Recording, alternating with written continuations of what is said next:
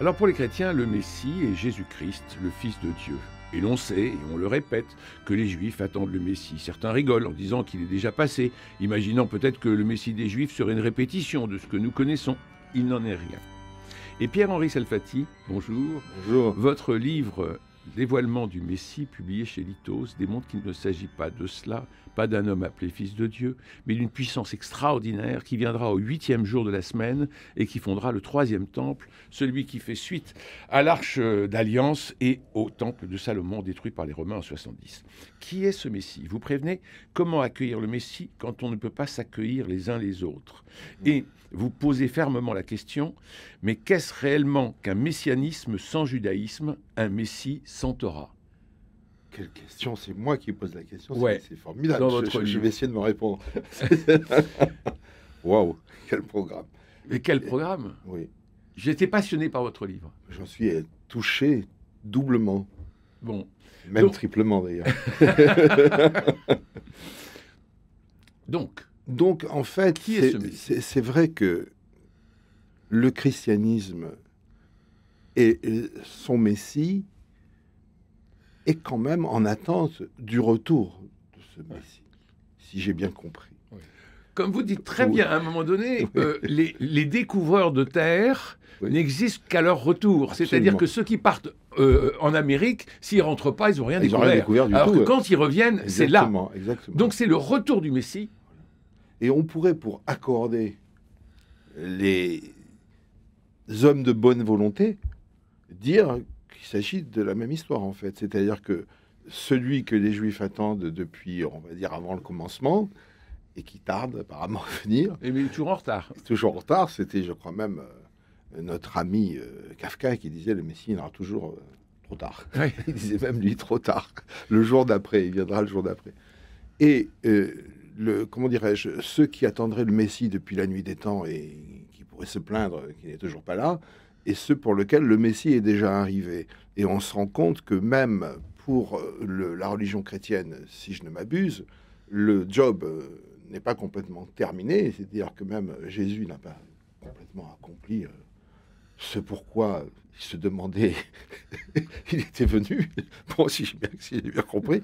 Donc peut-être le retour du Messie des chrétiens correspondrait à la venue du Messie des Juifs. Why not? C'est une supposition, puisqu'effectivement, il y a tellement, si vous voulez, dans l'analyse sérieuse des textes concernant qu'est ce personnage que le Messie, il y a tellement de concordances et tellement de choses qui pourraient correspondre. On sait effectivement que le Christ des chrétiens est un héros du judaïsme, un héros juif. Bien sûr. Le roi des Juifs, dit-on. Bien sûr. C'est aussi en soi une énigme assez extraordinaire. Et en fait, dans la tradition hébraïque, et même la majorité des Juifs ne sont pas au courant de ça. Tout est double. Notamment l'arbre de vie, l'arbre de la connaissance, Adam et Ève, ça fait 2, Caïn et Abel, ça fait 2. Eh bien, pour ce qui est du Messie, il y a dans la tradition hébraïque, dit-on, 2 Messies.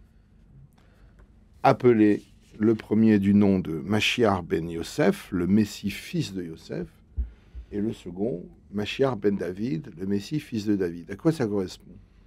Alors, le Yosef, le Ben Yosef, c'est celui qui est en puissance, d'après le nom hébraïque, effectivement, Yosef, c'est-à-dire qui est en puissance d'être. Et le David, qui est en roi, dit-on, il est en acte. Donc, forcément, même un seul individu qui serait Messie, le temps qu'il fut dévoilé comme tel, il est un Messie en puissance d'être dévoilé un jour. Donc déjà, même au niveau d'une seule individualité, nous sommes tous et en puissance et à un moment donné, peut-être bien en acte.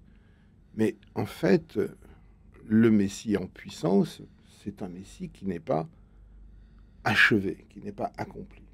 On tire ça de la Torah elle-même, de la Bible. Quand on dit Joseph en Égypte, il vient préparer Moïse qui viendra plus tard. Donc lui, il est déjà en puissance, ce que sera le salut du Et peuple. aussi double, parce que les tables de la loi sont 2. Exactement. Oui, oui. Alors les tables de la loi, merci Christophe, sont 2, mais elles ont été 2 fois. Oui. Hein.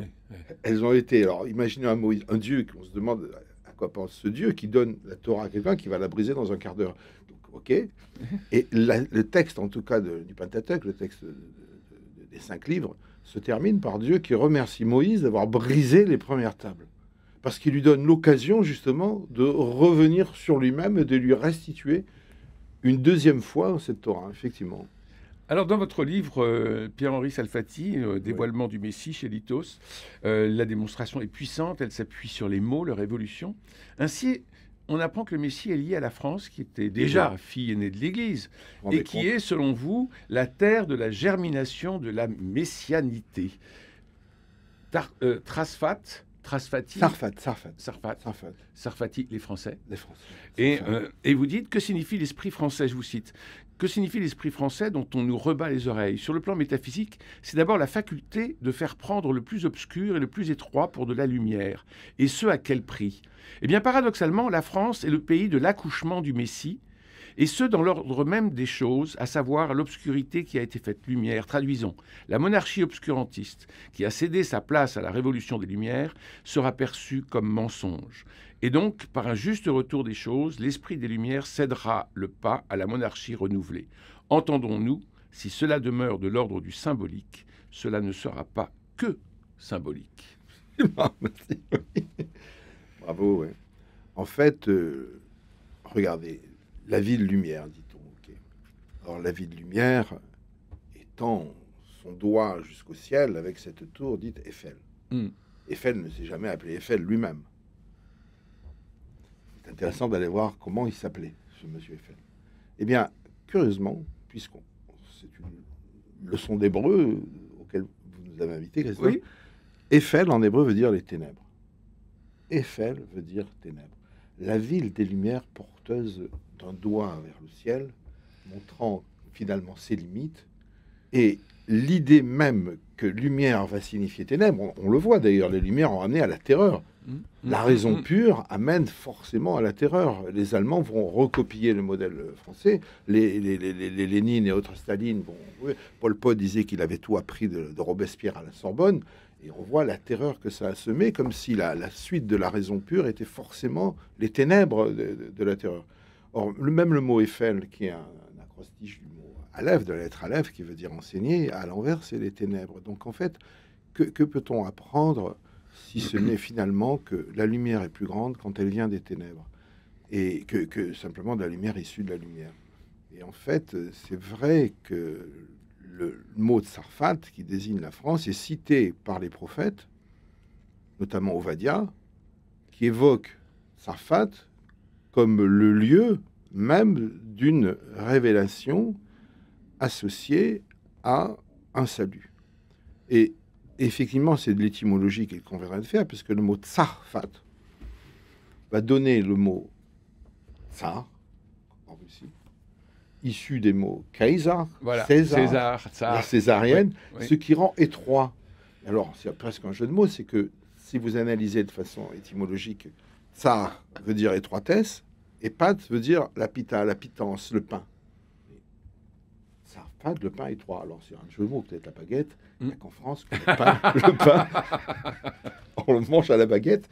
Mais pat veut dire aussi, et c'est en ça que les prophètes l'utilisent, en hébreu, donc, pat veut dire aussi l'utérus, put, l'utérus. Donc, sarfat veut dire l'utérus étroit, l'accouchement étroit. En France, c'est un niveau extrêmement difficile à atteindre au-delà de l'horizon, parce qu'on vous nivelle par le bas systématiquement. On vous empêche d'exister. Et pourtant, la France existe. La France a fui l'humanité. Jean-François Rode. J'enchaîne un peu, parce que vous dites, par exemple, que ça correspond au chiffre 770. Oui. Est-ce que vous pouvez nous expliquer comment vous faites ça et pourquoi ça dure? Parce que je voulais dire aux éditeurs, que votre livre est absolument passionnant sur son objet, mais il est aussi extrêmement instructif pour ceux qui, un peu comme moi, ont besoin de voir comment vous raisonnez. Oui. Et c'est une manière de rejoindre les penseurs juifs, penseurs talmudiques, penseurs même. Et on apprend. Bon, on est un peu débordé, hein, je vous le dis franchement. C'est possible. Mais raison de plus pour. On goûte à la manière dont vous raisonnez, dont justement vous utilisez l'hébreu, dont vous le décortiquez, et puis ce rapport au nombre aussi est très... est très intéressant. Alors c'est vrai qu'on apprend en France à A, B, C, D, E, F, etc., sans expliquer aux enfants pourquoi le A vient avant le B, et puis le C après le B, etc., l'ordre des choses. En fait, la langue hébraïque signifie un ordre, simplement parce qu'avant d'être des lettres, ce sont des chiffres. D'ailleurs, le mot chiffre ne vient pas, comme dit le Larousse, de l'arabe, mais vient du mot hébreu sefer. Sefer va donner, par exemple, la lettre, le chiffre, le compte comme un comptable, le compte comme un compteur, mais surtout le mot saphir, comme la couleur du ciel, la couleur de l'esprit. Et le mot saphir, le ciel, est à l'origine, effectivement, de ce déchiffrage obligatoire du grand bleu, du bleu.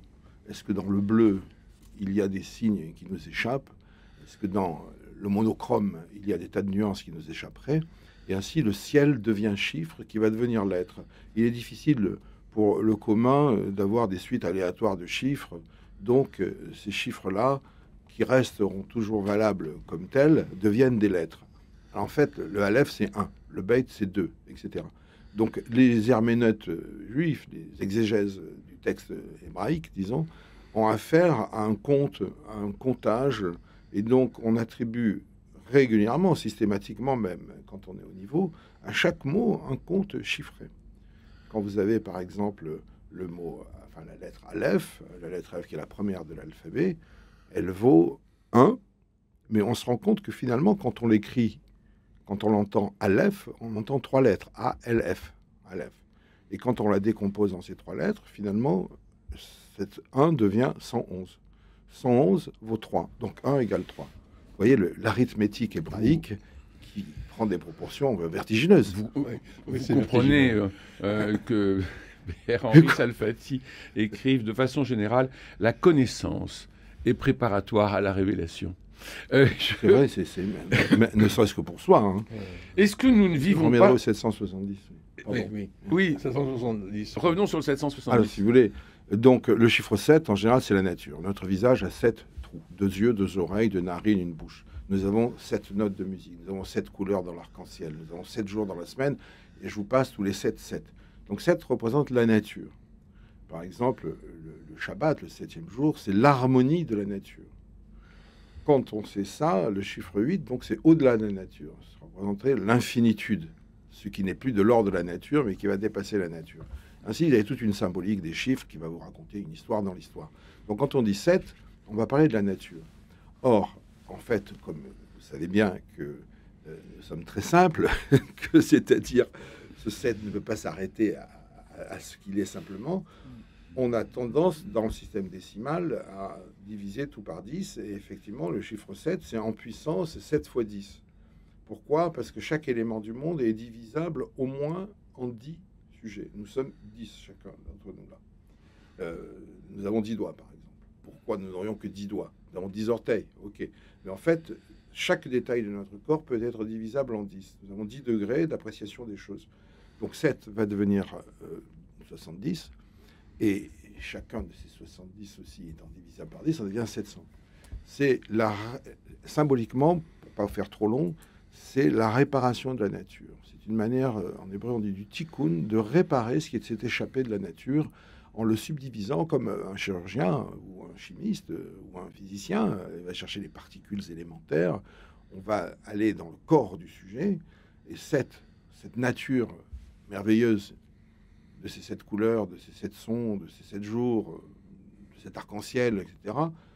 L'arc-en-ciel, c'est un miracle perpétuel. C'est des milliards de gouttelettes qui réfractent la lumière au même moment. Donc les physiciens ont fait un pas dans le décryptage de cette harmonie du monde.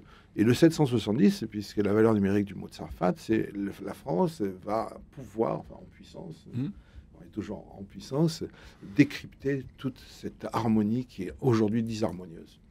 Alors c'est un programme, en fait. Ouais. Justement, cette disharmonie, est-ce que nous ne vivons pas en enfer? Vous écrivez « Dieu crée le monde par la parole et non par la pensée. En ce sens, il use du nom Elohim, comme l'exprime le récit de la Genèse. En ce sens, le monde est davantage l'objet de la rigueur que de la générosité. Le monde est le lieu de la frustration, de l'empêchement et de la mort. » Alors, c'est l'enfer, ça. Non seulement ça, mais on est en pleine actualité. Hein. On sera au journal des infos. Ouais. On ne peut pas faire mieux Ouais. pour signifier au monde la rigueur, la restriction, la frustration dans laquelle on nous aurait placés. Puisqu'en fait, si vous voulez, nous avons notre vie, puis nous rêvons d'une autre vie. C'est-à-dire, nous avons notre vie qui n'avance que par rapport à notre vie rêvée. Et la vie que l'on rêve, Voilà. pardon, la vie que l'on rêve, elle nous signifie à quel point la vie nous frustre. Ouais. On est tous systématiquement, et le Talmud le dit de façon péremptoire, si je puis dire, mais à la fois presque amusée. Il dit un homme accompli n'aura pas fait la moitié de ce qu'il veut.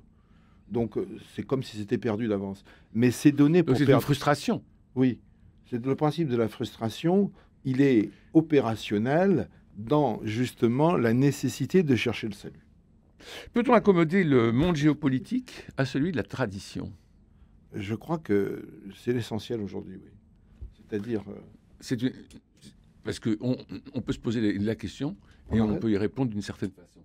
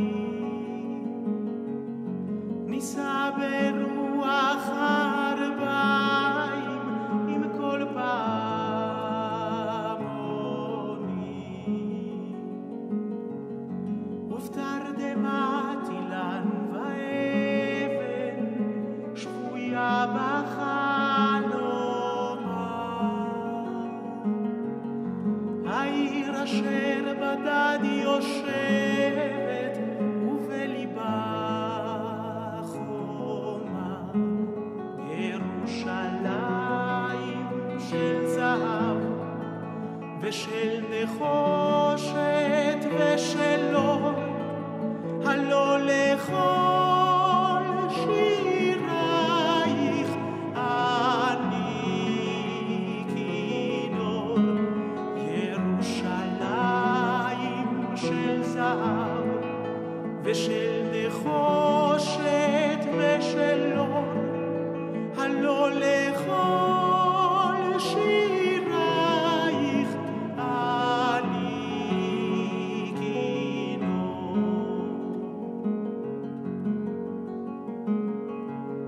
חזרנו אל בורות המים, לשוק ולכיכר. שופר קורא בהר הבית, בעיר העתיקה.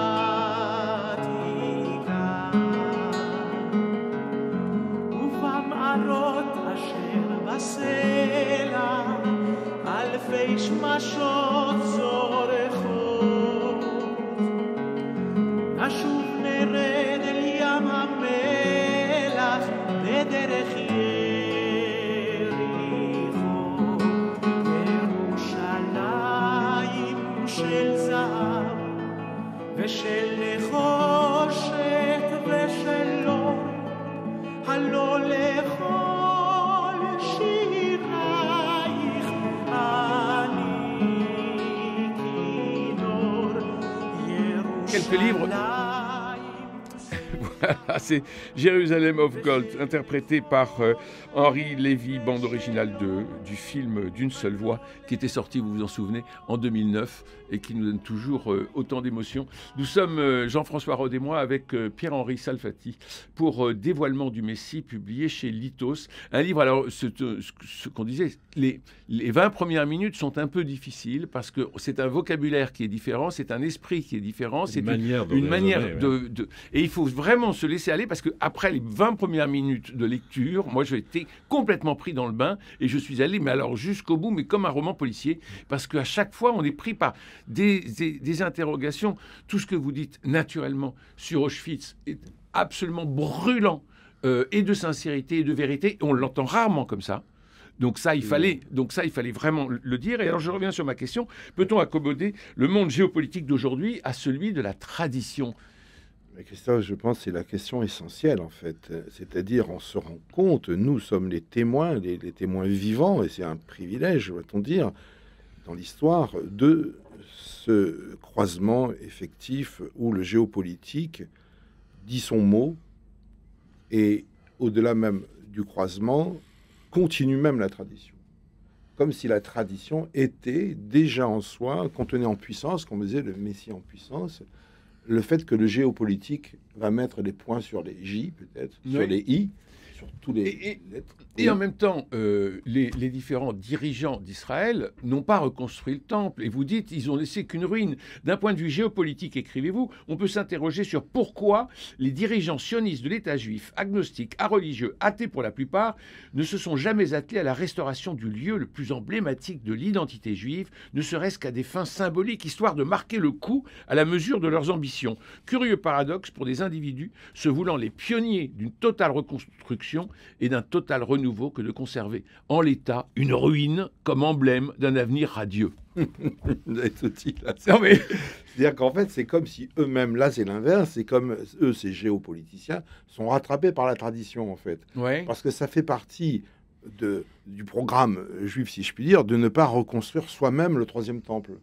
Mais donc oui. eux-mêmes jouent le jeu sans s'en douter de la tradition pure. Tu ne dois pas reconstruire le temple. Donc, je ne pense pas que c'était ce qui les avait animés. Tout le sionisme politique et géopolitique était, comme vous le rappelez, agnostique, athée, et on voit aujourd'hui le résultat. Enfin, j'allais dire merci mon Dieu, c'est-à-dire qu'on voit à quel point on a besoin du ciel aujourd'hui. Parce que le troisième temple, c'est le croisement du ciel et de la terre. Si vous voulez. Ça sera quelque chose où le haut devient A, c'est-à-dire le haut de révolution devient le A de révélation, c'est-à-dire les hommes... Révolution, c'est-à-dire tourner sur soi. Mais vous l'écrivez très bien, on ne peut pas construire le temple si l'on n'est pas en paix. Or, Voilà. sur l'esplanade des mosquées, c'est quand même inflammable. C'est fou. Hein. Donc il y a une espèce d'interdiction. L'histoire interdit. Voilà. Et c'est en ce sens que... son propre destin. Voilà. Mais, parce qu'elle n'a pas dit son dernier mot. Non. L'histoire n'a pas dit son dernier mot. Elle prend son temps, elle prend son temple... Hein, elle nous contemple l'histoire de ces auteurs. Et c'est vrai que dans la formule que vous employez, est-ce que le géopolitique rejoint la tradition? Mais la tradition n'est que du géopolitique, en fait. À y bien regarder. C'est un programme géopolitique. Mais le géopolitique n'est pas, comme les Grecs pouvaient l'envisager, regardez pas, le véritable héritage de la Grèce pour l'humanité, c'est quand même flagrant, c'est le mot polis. Tous les pays du monde utilisent le même mot. Politia, politsei, politson, où que vous soyez, la latitude, la longitude, merci les Grecs, polis, merci. Alors polis, c'est le politique, politeion, le politique, la cité. Et en fait, donc la Grèce nous a légué quelques vestiges, quelques miettes, et aujourd'hui c'est la police. C'est formidable. Mais le géopolitique hébraïque dépasse simplement la police, si vous voulez. Ça va plus loin que la police. Et à la limite... Comment, pardon? Il nous reste un peu 2 minutes environ. Vous terminez sur la résurrection des corps que vous interrogez à la fin du livre. Mais est-ce que c'est pas d'abord l'éternité du regard, la résurrection des corps? Nous nous reconnaîtrons par le regard d'amour que nous aurons les uns envers les autres. Voilà. Donc il faut restituer ce regard, ou il faut faire naître ce regard, ou il faut faire, si vous voulez, une fable bien connue, le corps beau et le regard. De La Fontaine, si vous voulez, La Fontaine qui va jaillir comme ça. Il faut voir le corps beau du monde et le regard suivra. Oui, non, mais c'est vrai, c'est un problème de regard en fait. Oui. C'est même pas dissible, c'est un problème de regard. Les yeux vont plus vite que la bouche. Oui. Comment changer le regard des choses? Comment faire? Et là, c'est le ciel qui intervient. Le géopolitique devient céleste en fait. Jean-François Roth, vous avez juste quelques secondes, malheureusement, parce qu'on est tellement... je cite un bouquin formidable, on y reviendra, de Bruno Régent, qui s'appelle « Évangile de guérison, des chemins de foi », de l'édition jésuite. C'est un commentaire, en particulier l'Évangile de Marc, des récits de guérison, mais avec une méthode très, très, très, très intéressante, où il se met à la place de chacun des personnages, sauf de Jésus, qui lui n'écrit pas. Et aussi, ça rejoint notre conversation, il part d'une lecture du grec mais à ce moment-là, mot à mot, en prenant même l'ordre des mots grecs. Donc ça fait une traduction absolument imprononçable, sauf que c'est très passionnant. Mais on y reviendra, c'est un très beau livre. De façon générale, la connaissance est préparatoire à la révélation. Écrivez-vous fermement, Pierre-Henri Salfati.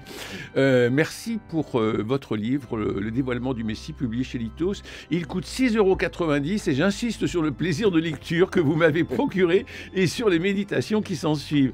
Certes, il y a beaucoup de phonèmes hébraïques, mais votre démonstration est lisible, limpide et j'insiste auprès des auditeurs, même si vous croyez dur comme fer que le Messie est Jésus-Christ, ce dévoilement du Messie ouvre des portes formidables. Merci Jean-Paul Lérine pour la réalisation, François Dieudonné, Philippe Malpeuch, Camille Meyer et Faustine Clary pour la réalisation technique de notre rendez-vous. Demain c'est vendredi, nous irons au théâtre avec mes fidèles chroniqueurs Jean-Luc Génère et Nadir Amaoui, le méchant et le gentil, pour faire débat. D'ici là, prenez soin de vous et des autres, je vous embrasse.